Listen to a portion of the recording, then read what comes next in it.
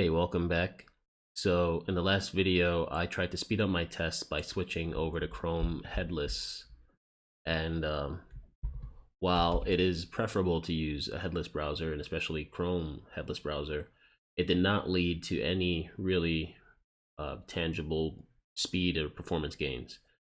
Maybe if I had a much larger test suite, I could start seeing some performance gains. But at this stage, a headless browser runs just as fast as a full browser with a GUI.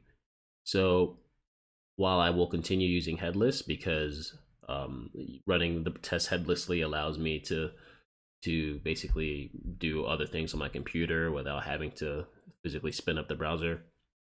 I need to find another way to optimize my tests so that they can run a little faster. So I'm going to run Mocha,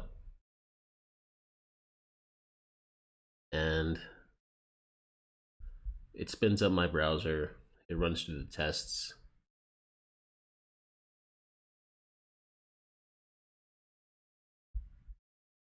Okay, that took a little while. 10 seconds for that one. That's usually a fast step. Like I said earlier in the last video, it's a bit hard to gauge with this app because the load times are so inconsistent.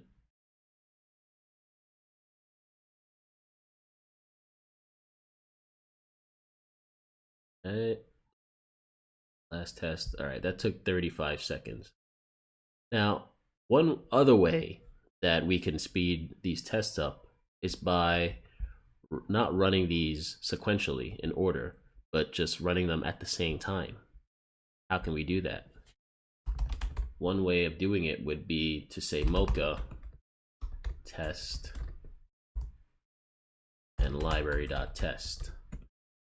Then use the AND operator and say Mocha test library page.test. So this is a single ampersand, not the double one. The double one would tell the terminal to run both of these, but it would run sequentially. If you just use a single ampersand, it will run them both at the same time. So let's check this out. And boom, you see them starting at the same time. Now your tests are running in parallel. Now, that's cute and all when you're running this just like that, when you just have two files to run. But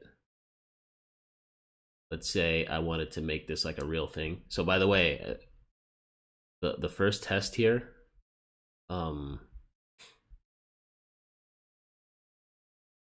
it? So these two, usually this would be this would have taken 30 seconds to run, but since they happen at the same time, it took 16 seconds at most. So that's almost half. So that's pretty good. But if I wanted to come in here and make that part of my scripts, so Mocha test library.test and Mocha test library page.test.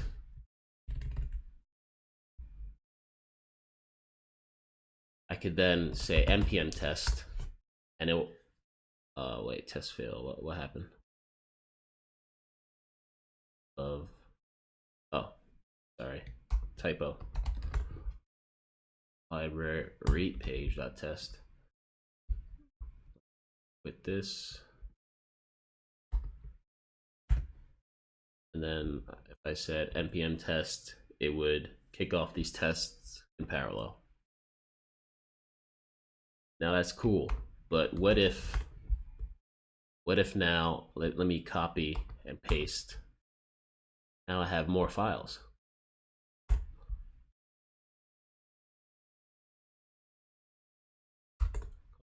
One, copy and paste. Library page one.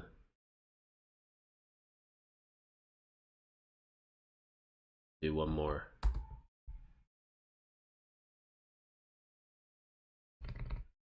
Maybe two.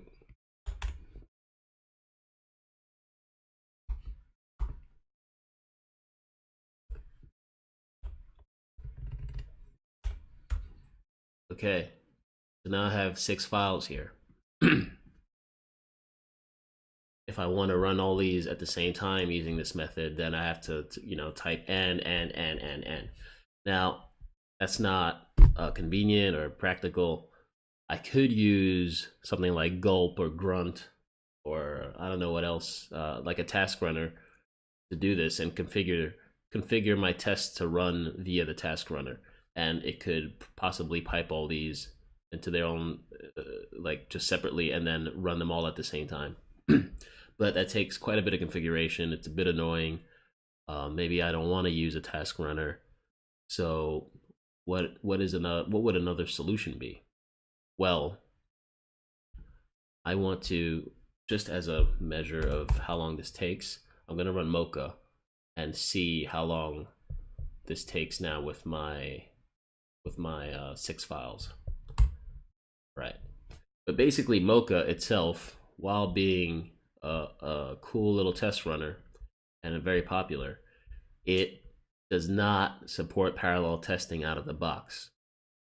And it is simply for this reason that I am going to drop Mocha and switch over to something called, oh man, that's not gonna let me something called Jest.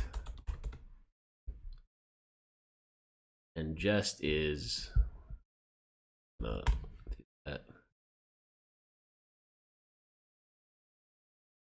annoying.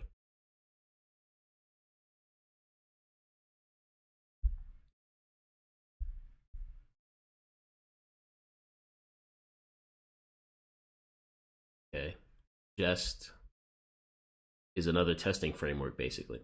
So Jest is basically like Mocha, but this was made by Facebook, and it's its own thing. They built this to deal with their own problems, but it's become a popular testing framework now, and it's used a lot with React, but you can use it with anything. And what we're going to do now is switch Mocha out in favor of Jest. One of the great things about Jest is that it includes parallel testing out of the box. It will automatically run all your tests in parallel. So the way I'm going to do that is let me start a new terminal here and say npm install save dev jest.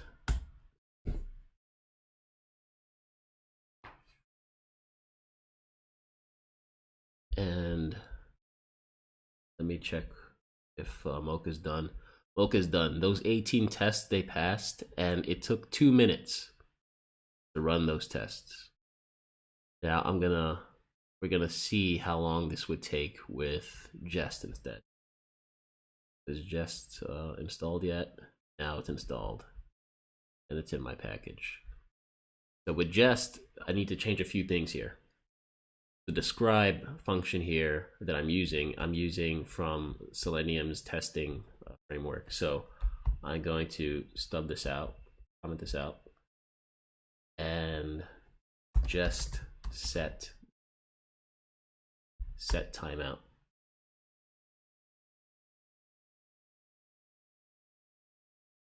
So now I'm using Jest timeout. Save this, comment this out, place this, save. Be a little bit repetitive. This is for demonstration purpose. Comment this out, save.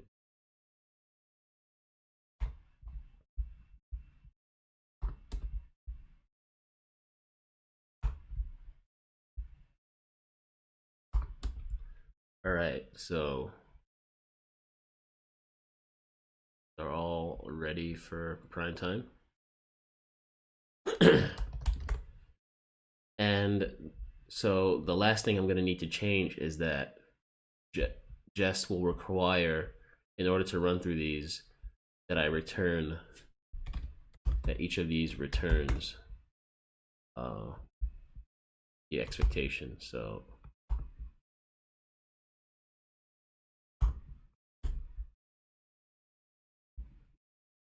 okay, These have my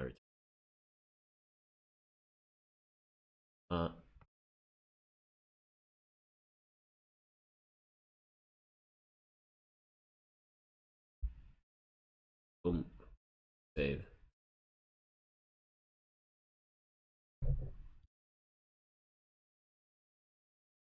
paste, save. These have them. So all my tests now return the assertions, and everything should work. Let's see it. Jest. And as you can see, it starts all these browsers at the same time. These are all headless browsers. And my tests are running in parallel.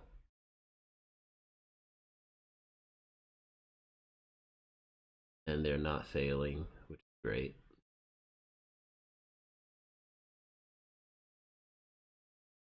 Pass, pass, pass. So look at that. My Mocha test took 2 minutes to run those 18 tests. Using Jest, I cut those 2 minutes down to 32 seconds. And it had it expected to go through these tests even quicker, but like I said, the app that we're testing is very inconsistent with its load times. So I went a little over, but it could have been as little as 29 seconds. And that's a great performance gain by using Jest. And that's pretty much it. From now on, if I were to continue testing this app, I would continue using Jest, and my tests would run in parallel.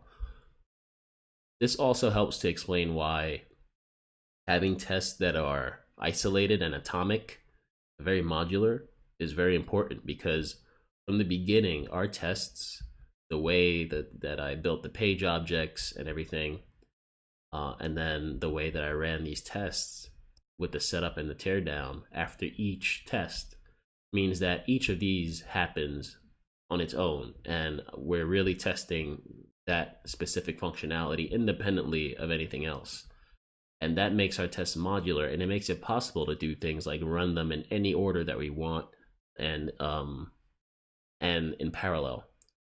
So that's something to really keep in mind. Like, when you're starting to write your tests, don't really make your tests depend on each other unless that's a requirement for some reason. But a best practice is to make them independent of each other, even if these are different tests on the same page. So because I was able to keep my tests modular and clean, I could then just strip out my old testing framework, which was Mocha, and plug in Jest and have Jest run it whichever way it saw fit, and it saw fit to run my tests in parallel, and that greatly sped up my tests. And that's really it. I think that covers pretty much everything that I want to be within the scope of this tutorial series. In the past 3 videos, I expanded my test coverage to the library page. I switched to Chrome headless, and then I switched frameworks and I started using Jest. If I ever come up with more ideas, I'll probably just add a one-off video here and there. For example, Jest comes with a snapshot feature. Maybe I'll make a video on that soon and put that up. But for now, that's about it for this whole series. I hope that this series helped you in getting started with WebdriverJS using JavaScript to write your Selenium tests, and that from here you can keep going on your own and read through the documentation like I did, use some of the tools that I used, and come up with your own test scenarios and page object patterns. So that's all. Thank you for watching. See ya.